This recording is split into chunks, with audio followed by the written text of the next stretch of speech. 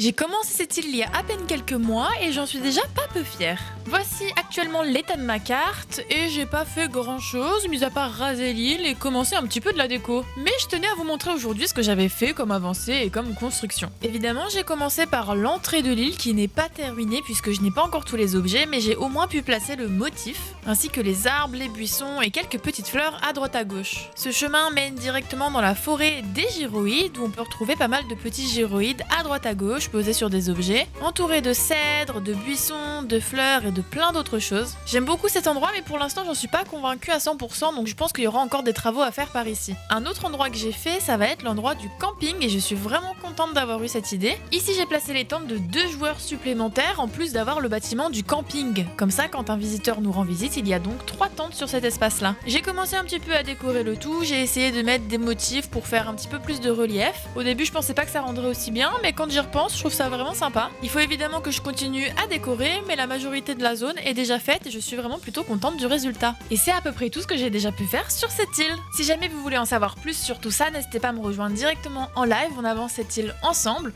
ou sinon à regarder mes récaps sur ma chaîne YouTube. Et pensez à vous abonner pour ne rien manquer.